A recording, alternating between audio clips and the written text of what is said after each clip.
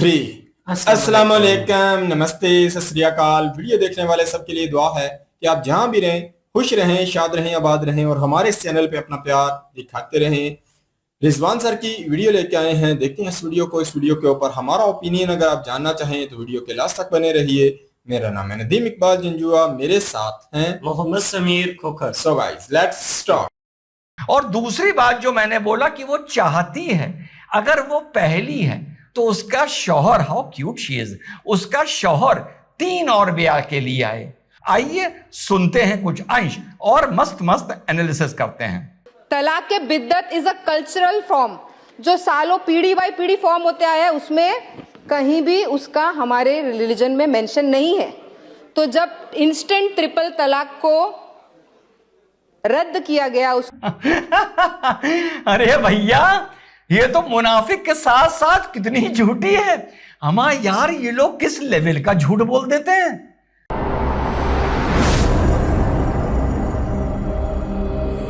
Hello, नमस्कार, सत श्री अकाल, अस्सलाम वालेकुम। कैसे हैं जनाब? भैया, ये मुनाफिक सना मलिक जो नवाब मलिक की पुत्री है। अब आप कहेंगे कि भाई आप इसको एकदम से मुनाफिक क्यों बोल रहे हैं, जिसका एक बयान बड़ा वायरल हो रहा है, क्योंकि वो चाहती है कि अगर उसका निकाह हो गया है तो उसका शौहर 3 और ब्याह के लिए आए, और अगर नहीं हुआ है तो वो किसी की चौथी बनकर चला जाए।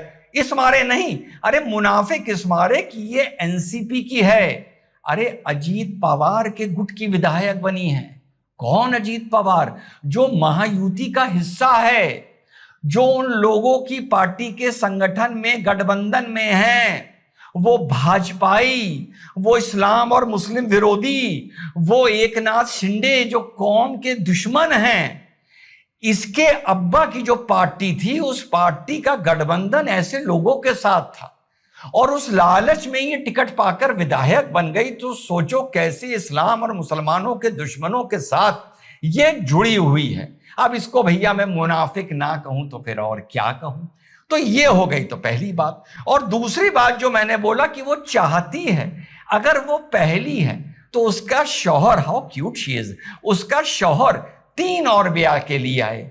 और वो ये भी चाहती है कि अगर उसका निकाह नहीं हुआ है, वैसे मुझे पता नहीं हुआ है, तो वो ब्याह के उस घर में चली जाए जहां पर पहले से 3 बैठी हों। यही इस महिला का मतलब है, जो ये विधानसभा में महाराष्ट्र में भाषण दे रही थी, और ये भाषण बड़ा वायरल हो रहा है। आइए सुनते हैं कुछ अंश और मस्त मस्त एनालिसिस करते हैं। इस तरीके का अत्याचार सिर्फ मुस्लिम महिलाओं के ऊपर हो रहा है क्या? अब यहां पर ये बोल रही है, कोई अत्याचार की बात हो रही है वुमेन एम्पावरमेंट को लेके, तो ये खड़े होके बोल रही है कि क्या अत्याचार सिर्फ मुस्लिम महिलाओं पर हो रहा है क्या? नहीं, मैं कहता हूं औरों पर भी हो रहा है।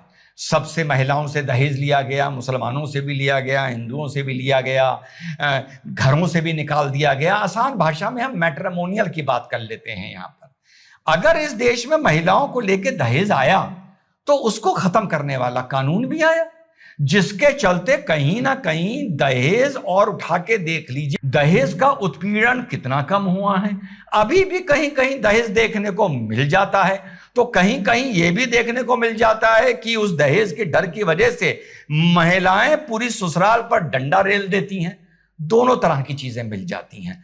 तो इस जाहिल मुनाफिक सना मलिक को यही नहीं पता कि समाज में हर जगह कुरीतियां होती हैं, लेकिन एक निरंतर प्रयास किया जाता है उनको ठीक करने के लिए, और बाकी कौमें इसमें लगी रहती हैं। वो जितने फीसदी कामयाब हो या ना हो वो अलग बात है, सिवाय जाहिलों के। अब मैं किसी का नाम नहीं ले रहा हूं, अब समझने वालों को यह लगे कि जाहिल कह के मैं उनकी बात कर रहा हूं, तो ये मेरी जिम्मेदारी नहीं है।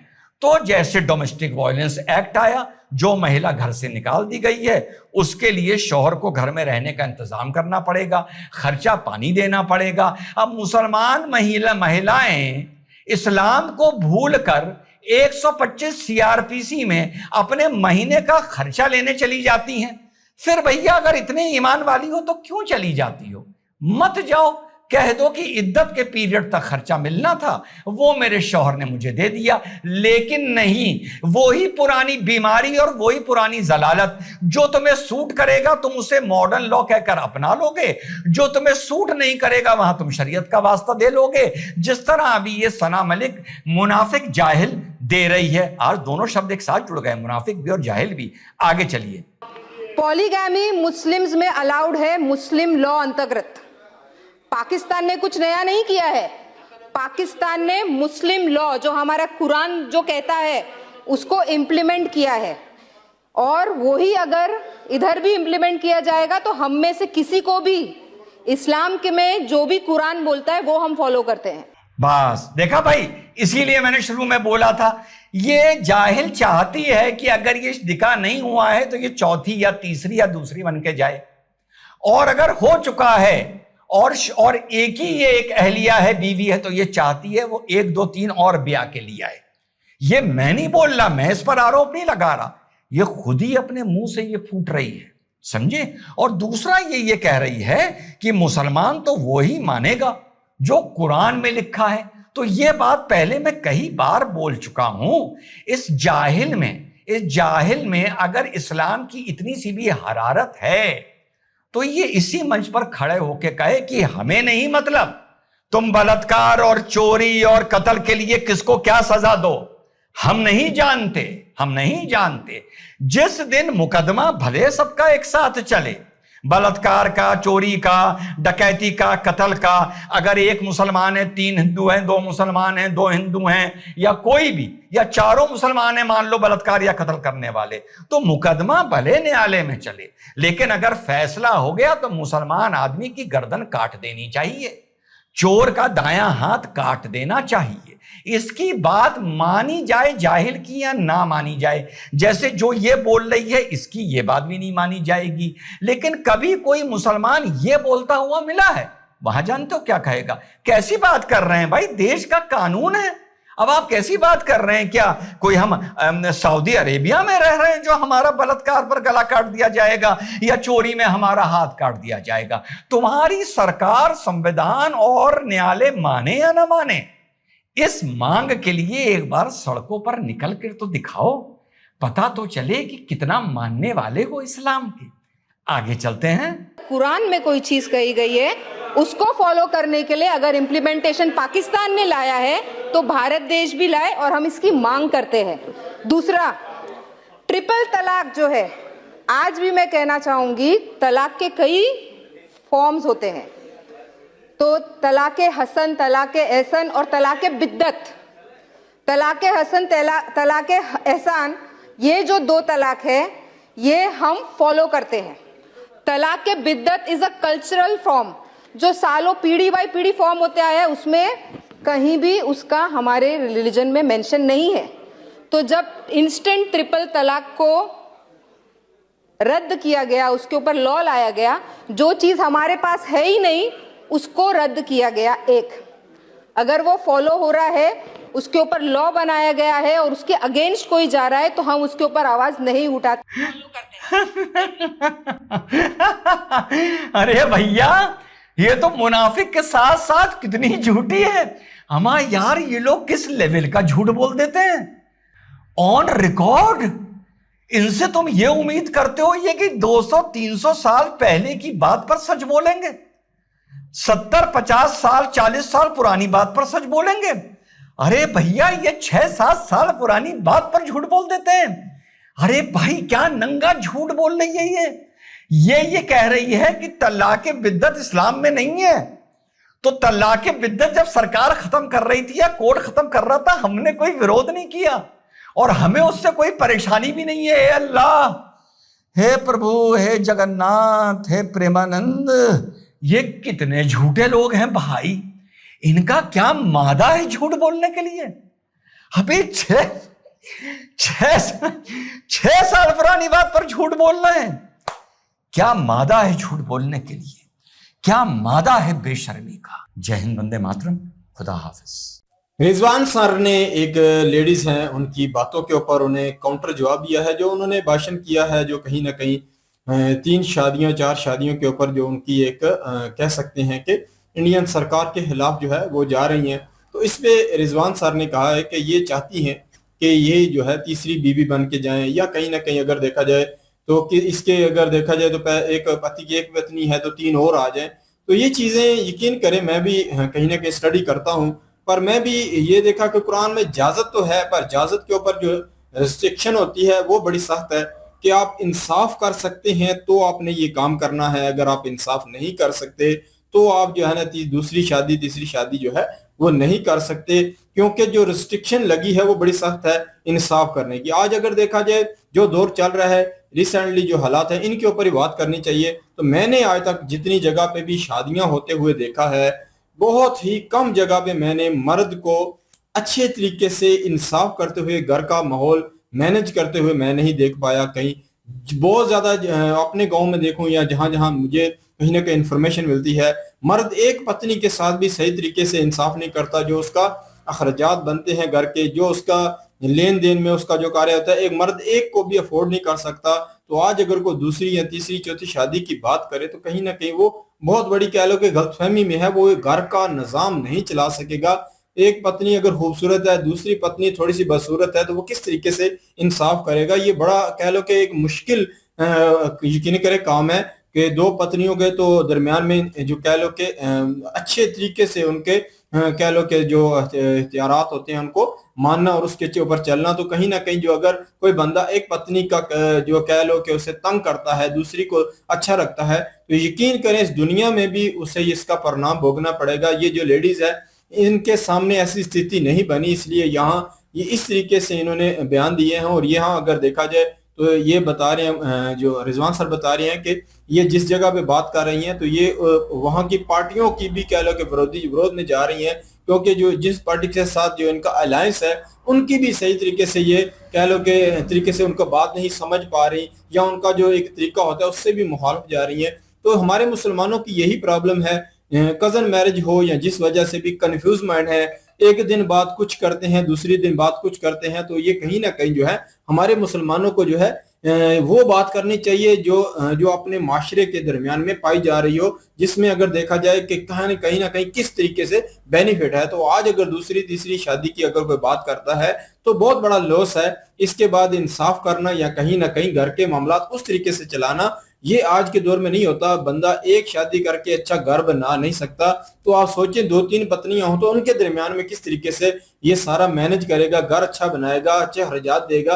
तो मेरे नजदीक जो है मुसलमानों को इस चीज से पीछे हट जाना चाहिए, इसमें इतना ज्यादा दखल अंदाजी नहीं करनी चाहिए। ये अगर देखें रिजवान सर जो है एक वकील हैं, तो इनके माध्यम से इनको समझना चाहिए, क्योंकि ये जो लोग हैं वकील हजरात होते हैं या कहीं ना कहीं एडवोकेट होते हैं, तो ये इनके पास मसाइल आते हैं, इनको ज्यादा पता होता है कि जो कहीं ना कहीं गलत चीज है उसे प्रमोट नहीं करना, उनसे जो है पीछे हटाना है अवामुन नास को। तो इसीलिए रिजवान सर जो है ना ये वीडियो लेके आए हैं कि इनकी बातों में दोगलापन है और इन्होंने मुनाफिक भी कह दिया। तो ये कहीं ना कहीं कह लो कि इख्तलाफात हैं, तो इन इख्तलाफात को वकला के सामने रख के तो जो कहीं ना कहीं इस्लाम भी जिस चीज की इजाजत दे वो देखना चाहिए, और साथ में वकला जिस चीज के कानून के तहत जो है रहनुमाई करें तो वो ज्यादा बेस्ट रहेगा। आपस में कहीं ना कहीं अगर देखा जाए ऐसी स्थिति अपने ही बयानबाजी देकर मुसलमानों को बदनाम जो करने वाली स्थिति है वो इन्हें नहीं बनानी चाहिए। बिल्कुल जी। देखें कि सना मलिक इनका नाम है और ये पार्लियामेंट में खड़ी होकर और तकरीर कर रही हैं, और अपनी तकरीर के दौरानिया जो मुद्दे इन्होंने बयान किए, एक तो ट्रिपल तलाक जो है उसको लेकर इन्होंने जो बताई हैं चीजें, जो भी अकसाम बताई हैं। देखें कोई भी मुस्लिम जो है ना उसका यही सिलसिला है। ज्यादातर इंडियन और पाकिस्तानी मुस्लिम जो है अपने फायदे की बात जहां पे नजर आती है उसको उठा लेते हैं और उसको इस्लामिक कार्ड समझकर इस्लाम के हवाले देकर जो है वो इस्तेमाल करना शुरू कर देते हैं। अब अगर 3 तलाक को रोकथाम लगी है तो उसमें मुझे ये बताएं कि सनातनी सरकार बैठी हुई है, उसका क्या नुकसान है? अगर वो कानून नहीं लेकर आते, तलाक़े मुसलमान की औरतों को हो रही हैं, मुसलमान बेटियां जो हैं वो रुल रही हैं, घर उनके उजड़ रहे हैं, पता नहीं कितनी बेटियां होंगी जिन्होंने आत्महत्या कर ली होगी, तो उनको बचाओ एक दिया जा रहा है। उनको डिफेंड करने के लिए ये कानून बनाया गया है कि भाई इस तरह का डर और खौफ होना चाहिए कि कोई मर्द जो है वो इस तरह का निर्णय ले ही ना कि किसी लड़की की जिंदगी खराब ना हो। तो इसमें ये अब अगर मुस्लिम औरतें ही उठकर डिफेंड करना शुरू कर देंगी और वो कहती हैं कि हमें इजाजत दी जाए इस बात की, और ये हमारा इस्लाम कहता है, हमारा कानून कहता है कि हमें इस बात से किसी किस्म की कोई आपत्ति भी नहीं है, तो फिर ठीक है, सरकार ने कहना है कि ठीक है भाई, हम आपको ये दे देते हैं इजाजत। बाकी अगर आप कहते हैं कि ये इस्लामिक कानून है, तो इस्लामिक कानून ये सिर्फ आपके फायदे के लिए है, बाकी इस्लामिक कानून आपको नहीं पता। बलात्कारी जो होते हैं उनके तो गले जो है वो काटने का हुक्म है, चोर जो है उसके हाथ काटने का हुक्म है। इस्लामी कानून जो है ना वो सिर्फ उतना ही अपनाना है जहां पे अपना फायदा है, बाकी जहां पे अपना फायदा नहीं है उन सब चीजों को छोड़ देना है। और सरकार को स्पेशल किस्म का ना टारगेट करने के नित नए बहाने जो है वो ढूंढे जा रहे हैं, इसके अलावा और कुछ भी नहीं। बहुत सारी मुस्लिम औरतें सामने आई थी और उनके बयानात हमने सुने थे, वो यही कह रही थी कि बहुत बढ़िया काम किया है सरकार ने। सरकार ने हमें एक कह ले कि प्रोटेक्शन दी है, एक कह ले कि इस तरह की वो कानून बना दी है सरकार ने हमारे लिए कि हम जो है वो मर्दों से पहले डरा करती थी कि कहीं हमें तलाक ही ना दे दे। जाहिर सी बात है, मुश्किल से वो अपना घर बसाने के लिए बेचारी ब्लैकमेल भी होती रहती थी, और किसी किस्म की जो अत्याचार है उसको भी बर्दाश्त करना कि घर के हालात ही जो हैं वो इस कदर होते थे शायद कि वापस उनको पता होता था कि अगर ससुराल जाएंगी तो मैनेज करना मुश्किल हो जाएगा। फिर कई लड़कियां जो हैं वो आत्महत्या भी करती रही हैं। तो इन चीजों को मद्देनजर रखते हुए जो बेचारी इस तरह की लड़कियां थी उन्होंने तो शुक्र किया, और जो शादियां जो हैं उसके ऊपर भी बैन लगा, उस चीज को भी लेकर इन लोगों ने एहतजाज किया कि नहीं लगना चाहिए।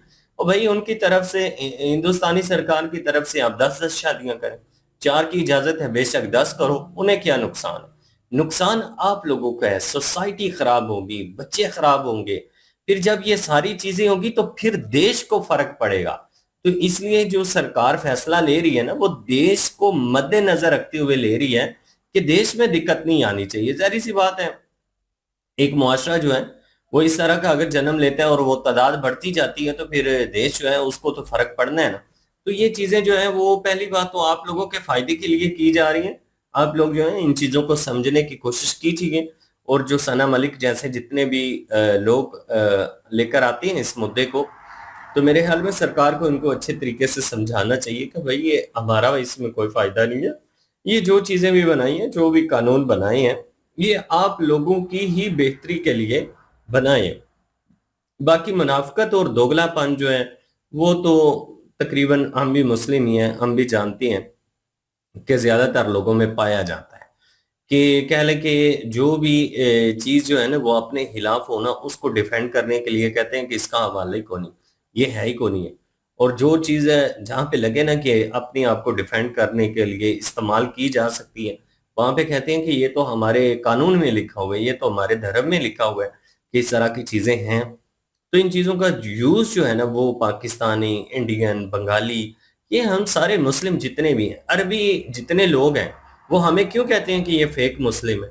इसीलिए कहते हैं, वो कहते हैं कि ये मजहब को भी इस्तेमाल करते हैं, और मजहब को इस्तेमाल करके तो फिर जो है ना वो अपना मफाद निकालने के बाद फिर उस चीज से हट भी जाते हैं, प्रैक्टिकल उन चीजों के ऊपर अमल नहीं करना।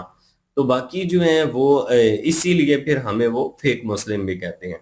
तो हम यार मुस्लिम हो कोई भी हो, अपनी ना इमेज, अपना जो किरदार होता है ना उससे इंसान अपने आप को अपना एक कह लें कि लेवल शो करता है कि वो किस तरह का बंदा है। इंसानियत अगर इंसान में है, कानून को फॉलो कर रहे हैं, अच्छे और बुरे की तमीज है, असल चीज तो वो है ना। इन चीजों को समझना जरूरी है। बाकी ये है कि सना मलिक ने जो बातें की हैं उनका हमने तो काउंटर यही किया। आप देखते हैं कि आप लोग क्या कहते हैं कि ये सना मलिक जैसी जो औरतें हैं ये पार्लियामेंट में खड़ी होकर इस तरह की तकरीर कर रही हैं, तो आपके ख्याल में क्या होना चाहिए ऐसे लोगों का इलाज, और क्या ऐसे लोगों को बंदा रिप्लाई दे कि क्या अमल होना चाहिए इन लोगों के साथ? बिल्कुल जी, कहीं ना कहीं रिजवान सर ने भी काफी सख्त तरीके से काउंटर किया है। तो अगर सना मलिक सुनेंगी तो इनमें आपस में डिबेट होनी चाहिए, क्योंकि दोनों ही, सना मलिक पार्लियामेंटेरियन है और रिजवान सर जो है एडवोकेट हैं, तो इनमें आपस में अगर डिबेट हो तो वो कहीं ना कहीं ज्यादा जो है इंफॉर्मेशन इसमें मिलेगी। ये थी आज की वीडियो। इस वीडियो के माध्यम से आप लोगों का क्या कहना है, आप लोग कमेंट सेक्शन में अपनी राय दीजिएगा। मिलते हैं नेक्स्ट वीडियो में, तब तक के लिए अल्लाह हाफिज, पीस।